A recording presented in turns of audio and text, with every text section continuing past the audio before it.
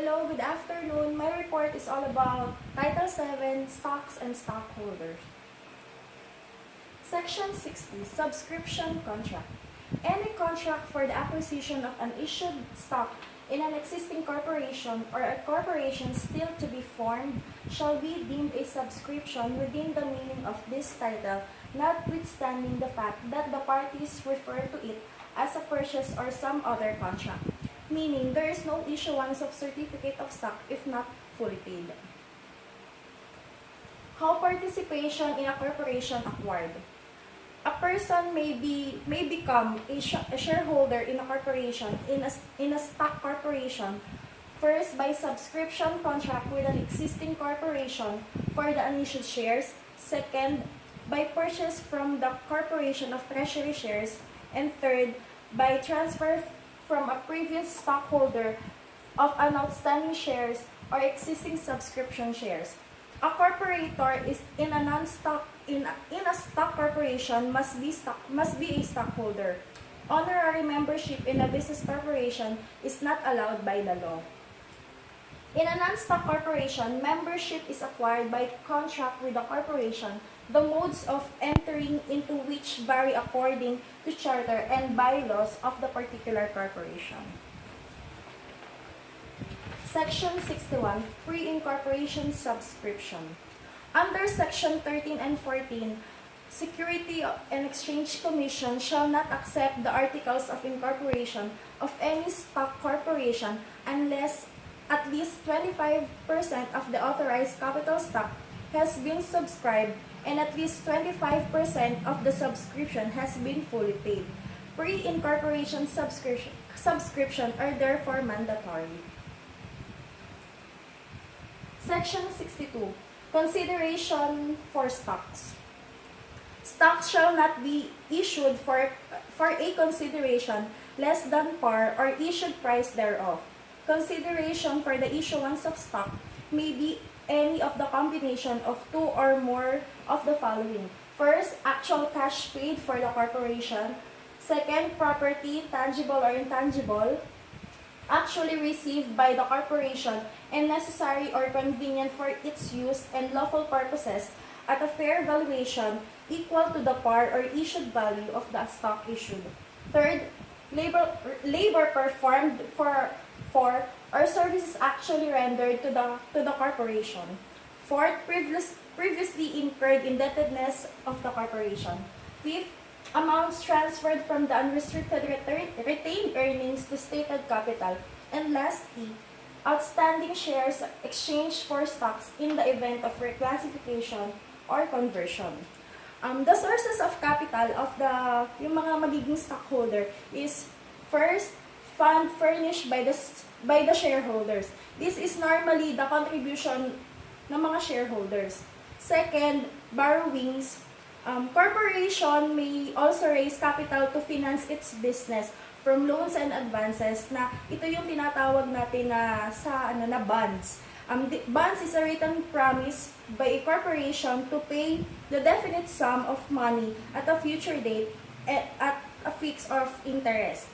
And third is profits and stock dividends. Corporation also get its capital from its profit or earnings which are invested into the business. These are the modes which shares may be issued. First, by subscription before and after incorporation. Second, by sale of treasury stock after incorporation for money, property, or service. Third, by subscription to new stocks when all the original stocks have been issued and the amount of the capital stock increased. And lastly, by making a stock dividend. Section 63. Certificate of stock and transfer of shares. Certificate of stock is a written instrument signed by the proper officer of a corporation stating that the person named therein is the owner of the designated number of shares of its stock. It indicates the name of the holder, the number of kind and class of shares represented, and the date of issuance. Every certificate of stocks must be signed by the president or vice president of the corporation, countersigned by the corporate secretary, and sealed with the seal of the corporation. Section 64, issuance of stock certificates. No certificate of stock shall be issued to a subscriber until the full amount of his subscription, together with interest and expense in case of delinquent shares, if any is due, has been paid. These are the rights and remedies of the stockholder. First, right to attend and vote in person or by proxy at stockholders meeting. Second, right to elect and remove directors. Third, right to approve certain corporate acts. Fourth, right to adopt and amend or repeal the bylaws and adopt new bylaws. Fifth, right to compel the calling of the meetings of stockholders when any of the cause there is no person authorized to call in a meeting. Next, right to issuance of certificate of stock or other evidence of stock ownership and be registered as shareholders. 7. Right to receive dividends when declared. 8. Right to participate in the distribution of corporate asset upon dissolution.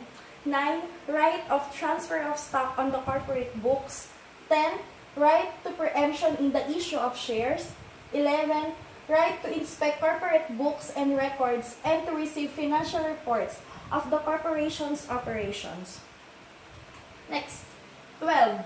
Right to be furnished the most recent financial statement upon request and receive a financial receipt reports of the corporation's operation. 13. Right to bring individual and representative or derivative suit. Ang derivative suit is one brought by a shareholder on behalf of the corporation to redress the wrong committed against it, to protect or vindicate the corporate rights. 14 is the right to recover stock unlawfully sold for delinquency. 15. Right to enter into voting trust agreement. 16. Right to demand payment of value of his shares and withdraw from the corporation in certain cases. And lastly, right to have the corporation voluntarily dissolved. These are the liability of a stockholder. First, liability to the corporation for unpaid subscription. Second, liability to the corporation for interest on unpaid subscription. Third, liability to creditors of the corporation on unpaid subscription. Fourth, liability for watered stocks. Fifth, liability for dividends unlawfully paid. And lastly, liability for failure to create corporation. Section 65 is liability of directors for watered stocks. Watered stocks includes issued without consideration bonus shares. Second, issued as fully paid when the corporation has received a lesser sum of money than its par. Third, issued for consideration other than actual cash, such as property or services. And last, issued as stock dividends when there is no sufficient retained earnings. Watered stock is a stock issued for no value at all or for a value less than equivalent either cash, property, or services or stock dividends. Section 66. Interest on unpaid subscription.